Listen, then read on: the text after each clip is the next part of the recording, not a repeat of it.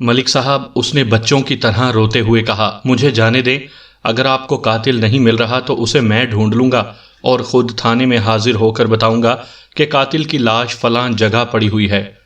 میں نے اس شک کو ذہن سے نکالا نہیں کہ اس نے بچے کو اٹھوایا ہے، اور چونکہ میں نے گاؤں میں جا کر کئی گھروں کی تلاشی لی اور کئی مشتبہ اکٹھے کر لیے تھے، اس لیے بچہ جس کے پاس تھا وہ ڈر گیا اور اس نے بچے کو مار ڈالا اور لاش گاؤں سے دور جا کر دفن کر دی۔ اس شک کے ساتھ ہی ساتھ میں یہ بھی محسوس کرنے لگا تھا کہ سکندر نے بچہ نہیں اٹھوایا۔ چودھری سکندر، میں نے کہا، میں تمہیں اور بڑی چودرانی کو گھر نہیں جانے دوں گا، صبح تک سوچ لو، اس کے بعد مہلت نہیں دوں گا۔ سامعین کرام، آپ سن رہے ہیں انسپکٹر احمد یار خان مرحوم کی تفتیشی کہانیوں کے سلسلے میں ایک اردو کہانی جائیداد کا وارث۔ یہ اس سلسلے کی قسط نمبر 5 ہے۔ مجھے امید ہے آپ کو میری یہ کاوش پسند آ رہی ہوگی۔ اس نے بہت احتجاج کیا، بہت شور مچایا، میری منت بھی کی، میں نہیں مانا اور اسے کانسٹیبلوں کے حوالے کر دیا۔ مشتبوں میں بڑی چودرانی کو میں عورت ہونے کی وجہ سے کمزور سمجھتا تھا۔ مجھے امید تھی کہ وہ ڈر کر کوئی سراغ دے دے گی۔ اس کی نوکرانی گلی بھی تھی، مجھے شبہ تھا کہ اس سے بچہ اٹھوایا گیا ہوگا۔ اتنے میں پوسٹ مارٹم رپورٹ آ گئی۔ عجیب رپورٹ تھی، میں تو چکرا گیا۔ میں نے لاش کے سینے پر لمبے زخم دیکھے تھے اور ایک زخم بائیں طرف آخری پسلی کے نیچے تھا۔ ڈاکٹر نے لکھا تھا کہ لاش کی دائیں اور بائیں طرف پسلیوں میں سے درمیان والی ایک ایک پسلی کاٹ کر نکالی گئی اور لاش کا دل بھی نکالا گیا ہے۔ یہ درندوں کا کام نہیں تھا۔ درندے صرف 2 پسلیاں کاٹ کر نہیں نکال سکتے تھے، نہ وہ اتنی صفائی سے دل نکالتے۔ وہ پورے سینے کا گوشت کھاتے، پیٹ پھاڑ کر کھاتے۔ اود بلا اور نیولے نے ٹانگوں کا گوشت کھایا تھا۔ دیکھنے والا ہر آدمی کہہ سکتا تھا کہ یہ گوشت خور جانوروں نے کھایا ہے۔ میں نے تفتیش صبح تک ملتوی کر دی۔ پہلے میں تفتیش میں 1 منٹ کا بھی وقفہ نہیں ڈالنا چاہتا تھا، کیونکہ میری کوشش تھی کہ بچے کو زندہ برآمد کروں، لیکن اب معاملہ کچھ اور ہو گیا تھا۔ میں نے سب کو تھانے میں ہی روکے رکھا۔ تھانے میں اس طرح پابند رہنا بھی ان لوگوں کے لیے اچھی خاصی اذیت کا باعث تھا۔ میں اگلی صبح تھانے میں آیا۔ پہلا حکم یہ جاری کیا کہ ایذا رسانی کچھ دیر تک روک لی جائے۔ پھر میں نے چودھری سکندر کو بلایا اور اس سے پوچھا کہ اس نے کیا سوچا ہے۔ جواب میں اس نے پھر تڑپنا شروع کر دیا۔ میں نے اسے وہیں بٹھا دیا جہاں اس نے رات گزاری تھی۔ میرے ذہن میں اس وقت لاش کی پوسٹ مارٹم رپورٹ سوار تھی۔ میں ہسپتال ڈاکٹر کے پاس چلا گیا اور اس سے پوچھا کہ لاش کے سینے کے نیچے کے زخموں کے متعلق اس کی رائے کیا ہے، اور کیا یہ زخم درندوں کے ہو سکتے ہیں؟ نہیں، اس ہندو ڈاکٹر نے جواب دیا، درندے اتنی صفائی سے جسم کا کوئی حصہ الگ نہیں کیا کرتے۔ سینے سے 2 پسلیاں انسانی ہاتھوں سے نکالی گئی ہیں۔ اس کام کے لیے چھری یا چاقو جیسا اوزار استعمال کیا گیا ہے۔ دل بھی پیٹ کو چھری یا چاقو سے کاٹ کر بڑی صفائی سے نکالا گیا ہے۔ ایسے کام تو کالا عمل کرنے والے کیا کرتے ہیں۔ میں نے کہا، ہاں، ڈاکٹر نے کہا، لگتا ایسا ہی ہے۔ اس کے سوا مجھے کوئی اور مقصد سمجھ نہیں آ رہا۔ کیا آپ کو معلوم ہے کہ بچے کی عمر کتنی تھی؟ 21 دن، میں نے جواب دیا۔ بچہ 21ویں دن اغوا ہوا تھا، پھر یہ پکا کالا عمل کیا گیا ہے۔ ڈاکٹر نے میز پر ہاتھ مار کر کہا، میں نے ایسے کیس پہلے بھی سنے ہیں۔ 21 دنوں کا بچہ اس عمل میں عموماً استعمال ہوتا ہے۔ کیا آپ کو معلوم ہے کہ ایسا عمل کس مقصد کے لیے کروایا جاتا ہے؟ میں نے ڈاکٹر سے پوچھا۔ اولاد کے لیے، ڈاکٹر نے جواب دیا۔ 21 دن عمر کے علاوہ ایسے بچے کی کچھ اور نشانیاں بھی ہوتی ہیں۔ اس کی پیدائش کسی خاص دن کی ہوتی ہے۔ اس مسئلے پر ڈاکٹر کے ساتھ کچھ دیر تبادلہ خیال ہوا اور میں وہاں سے آ گیا۔ میں نے خود بھی کالے علم کی، جسے کالا جادو بھی کہا جاتا ہے، بہت سی باتیں سنی تھیں۔ ڈاکٹر نے چند ایسی باتیں بتائیں جو میں نے پہلے نہیں سنی تھیں۔ آج کل تو ٹیسٹ ٹیوب بچے بھی پیدا ہونے لگے ہیں۔ اگر خاوند پیدائشی طور پر اولاد پیدا کرنے کے قابل نہ ہو، اس کا بھی علاج ہو سکتا ہے۔ میں جس وقت کی واردات سنا رہا ہوں، اس وقت ایسے علاج موجود نہیں تھے۔ دیہات میں آج بھی لوگ اولاد کے لیے پیروں اور عاملوں کی مدد حاصل کرتے ہیں اور ٹونوں ٹوٹکوں کا سہارا لیتے ہیں۔ پیروں اور عاملوں وغیرہ کی منڈی ایسے ہی پسماندہ اور حاجت مند لوگوں کی وجہ سے چمک رہی ہے۔ کالا جادو تو آج بھی پوری آب و تاب کے ساتھ ہمارے صرف دیہاتی ہی نہیں بلکہ شہری معاشرے میں بھی استعمال ہو رہا ہے۔ میں اگر بتانے لگوں کہ ہمارے لوگ اولاد کی خاطر کیسے کیسے عمل کرتے ہیں تو بعض حضرات شاید یقین ہی نہ کریں۔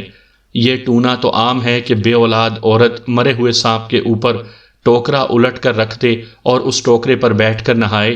ہندوستان کے بعض علاقوں میں بے اولاد عورتوں کو کسی نوزائیدہ بچے کا خون ایک خاص مقدار میں پلایا جاتا ہے۔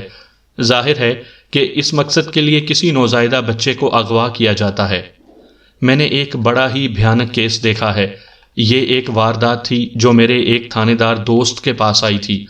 واردات یہ تھی کہ ایک گاؤں میں ایک جوان آدمی مر گیا۔ آدھی رات کے وقت دو آدمی کہیں جاتے ہوئے قبرستان میں سے گزرے۔ چاندنی بڑی صاف تھی۔ انہوں نے کھدی ہوئی ایک قبر دیکھی۔ وہ ابھی کچھ دور ہی تھے کہ ایک آدمی قبر کے قریب سے اٹھا اور دوڑ پڑا۔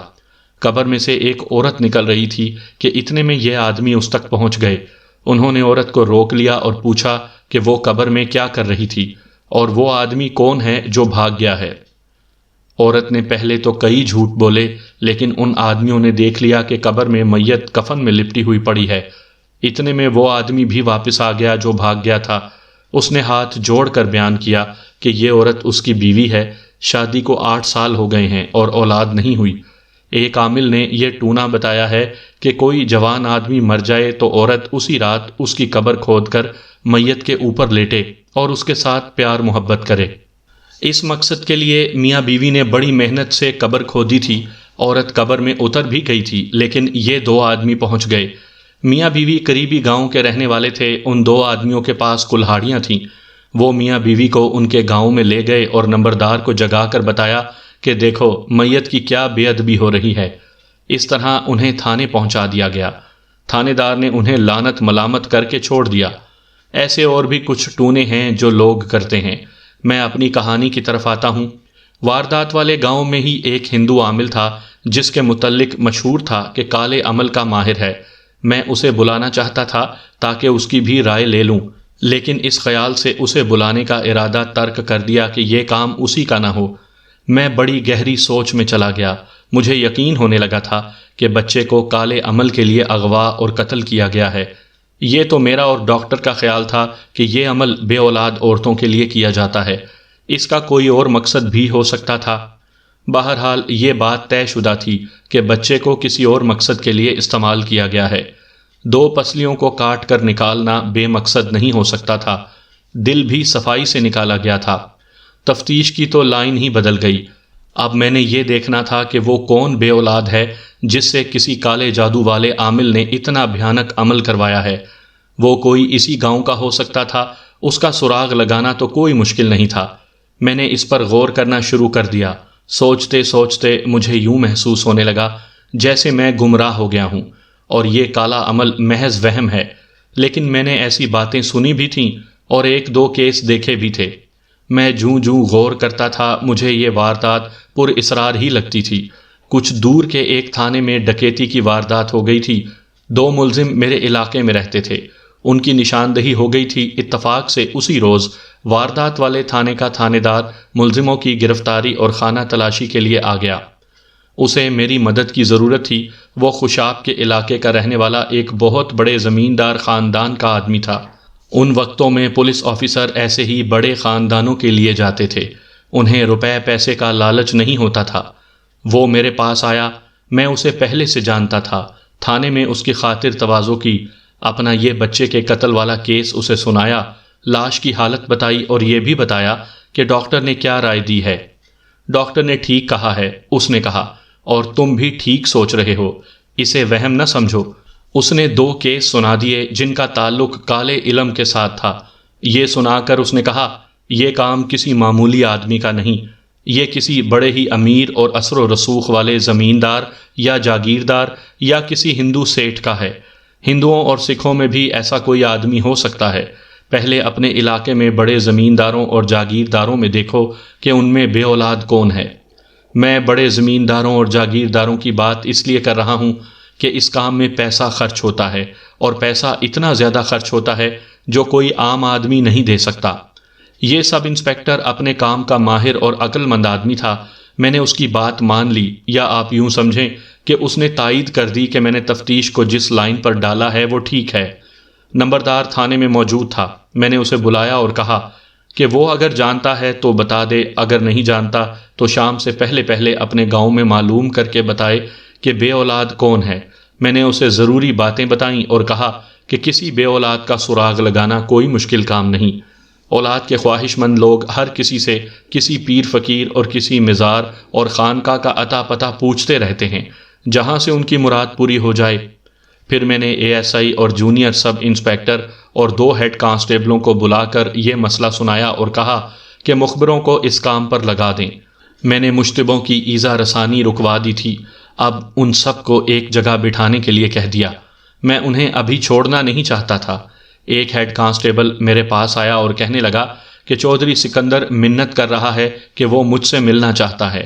میں نے اسے بلا لیا۔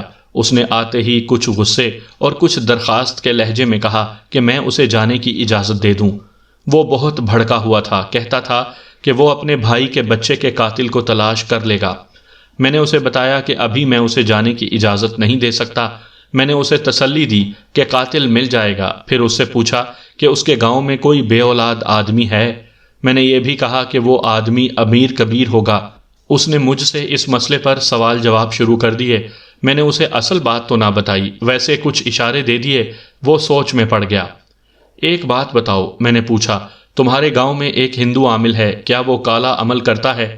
ہاں جناب، اس نے جواب دیا، وہ تو کرتا ہی کالا عمل ہے اور اس میں اس کی بڑی شہرت ہے۔ کیا وہ بے اولاد عورتوں کو اولاد دینے کا کام بھی کرتا ہے؟ کرتا ہے، اس نے جواب دیا، لیکن سنا ہے کہ پیسے بہت زیادہ لیتا ہے جو ہر کوئی نہیں دے سکتا، اور اس کے علاوہ سنا ہے کہ عمل ایسا بتاتا ہے کہ وہ بھی ہر کوئی نہیں کر سکتا۔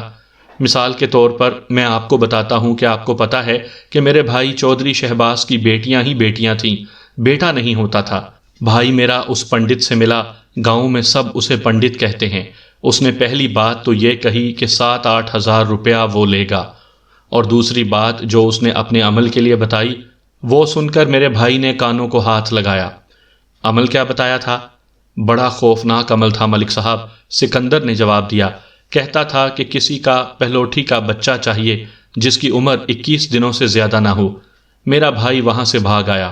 7-8 ہزار روپیہ تو ہم دے سکتے تھے، لیکن پلوٹھی کا بچہ کہاں سے لاتے؟ وہ تو کسی کا بچہ اغوا کرنے والی بات تھی۔ سکندر کی یہ بات سن کر مجھے ایسے لگا جیسے اس نے مجھے اندھیرے میں روشنی دکھا دی ہو۔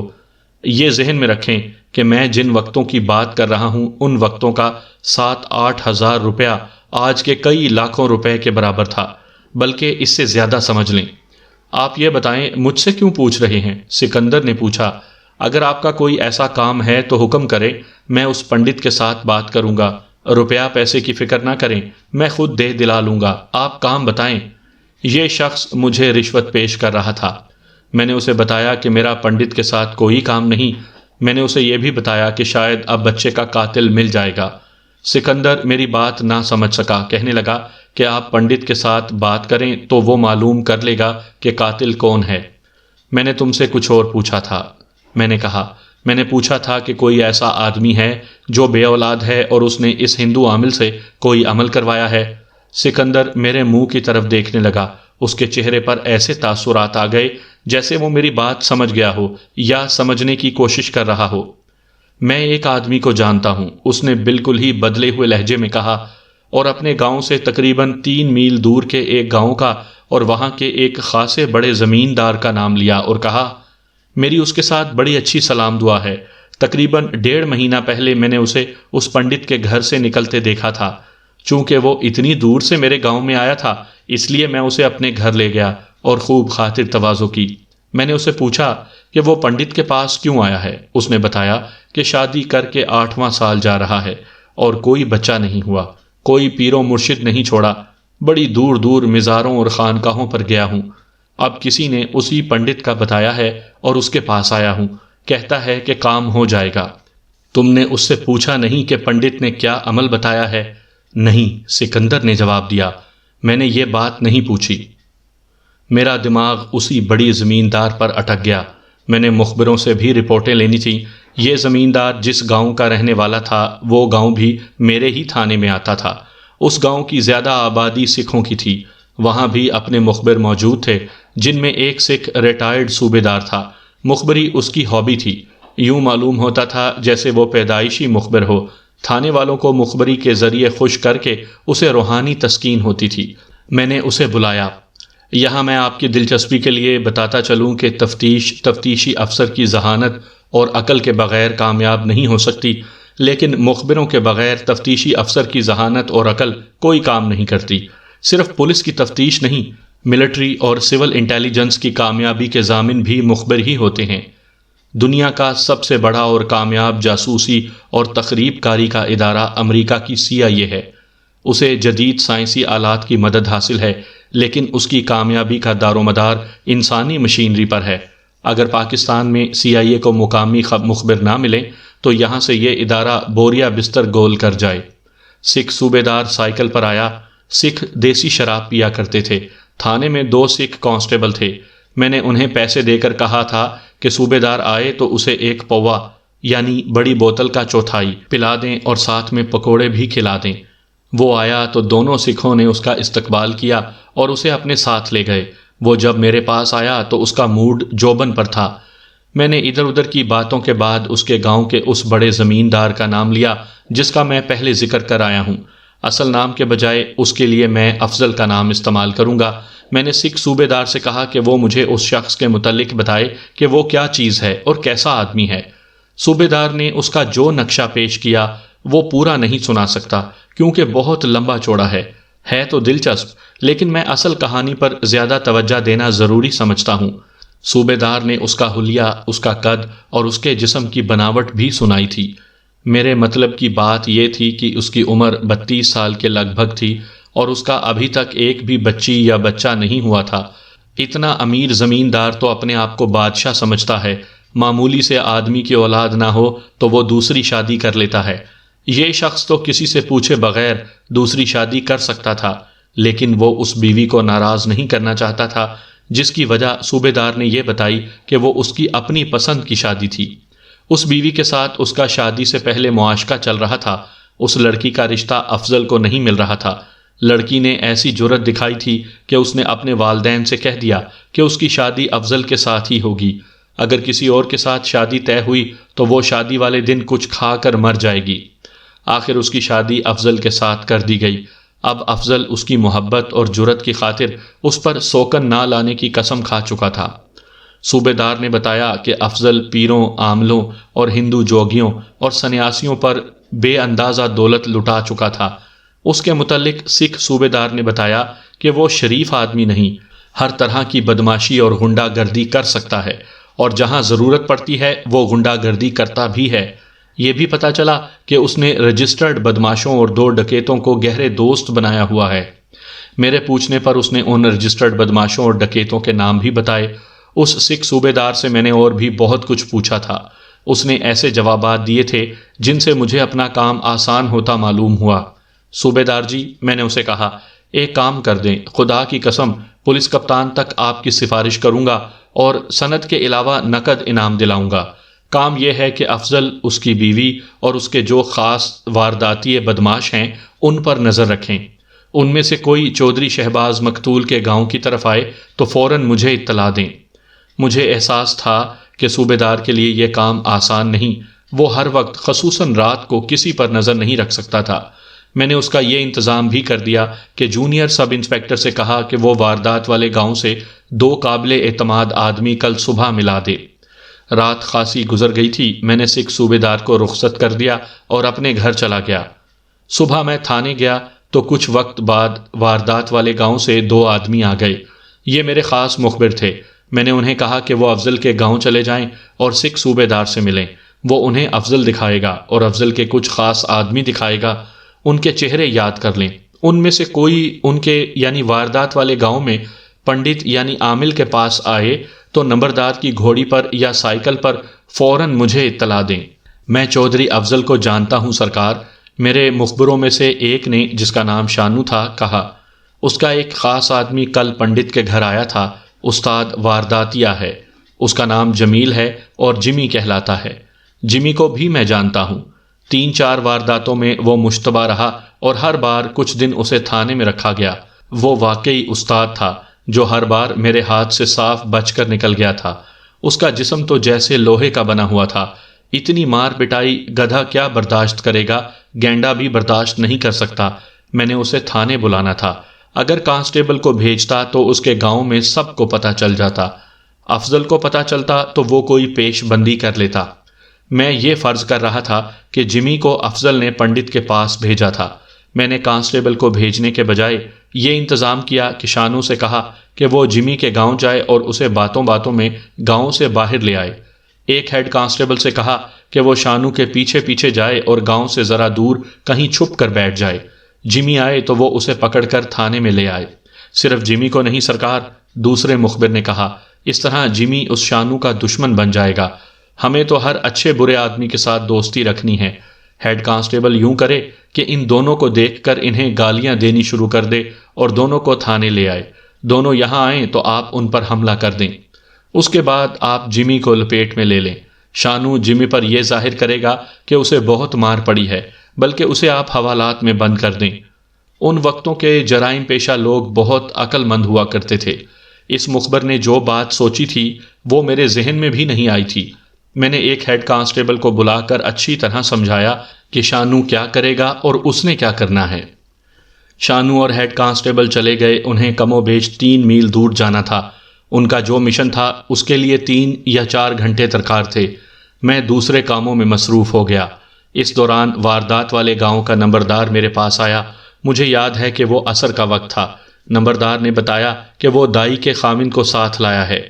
دائی تو شاید پاگل ہو گئی ہے ملک صاحب، نمبردار نے کہا۔ بچے کی لاش پوسٹ مارٹم کے بعد گھر آئی۔ جب اسے نہلانے کا وقت آیا تو دائی بھی میت کو غسل دینے والی عورت کے ساتھ ہو گئی۔ عورتیں کہتی ہیں کہ میت سے کپڑا ہٹایا گیا تو دائی نے اتنی زور سے چیخ ماری کہ عورتوں کا اندر جو ہجوم تھا اس پر سناٹا طاری ہو گیا۔ دائی نے اپنے منہ پر زور زور سے 2 ہتھڑ مارے اور چیخیں مارتی ہوئی باہر کو دوڑ پڑی۔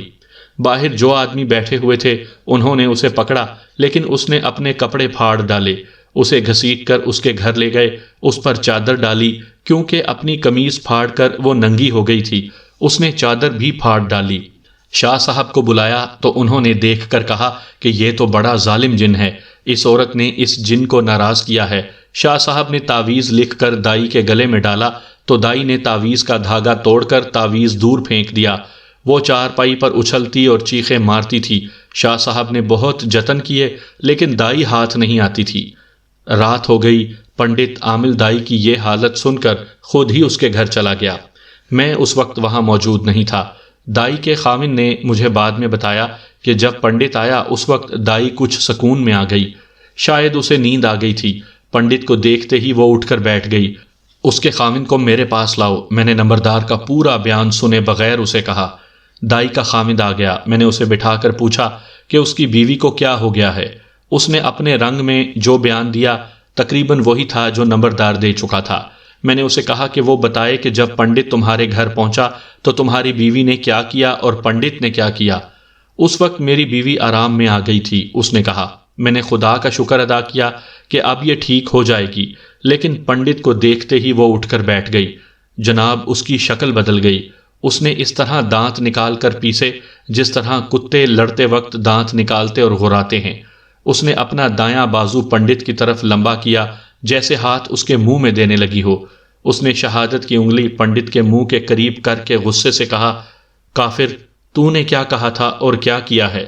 اس نے اتنا ہی کہا تو میں نے دیکھا کہ اس کا چہرہ بالکل صحیح ہو گیا، اس کا منہ بند ہو گیا اور اس کا بازو نیچے ہو گیا۔ اچھی طرح یاد کر کے بتاؤ، میں نے اسے کہا۔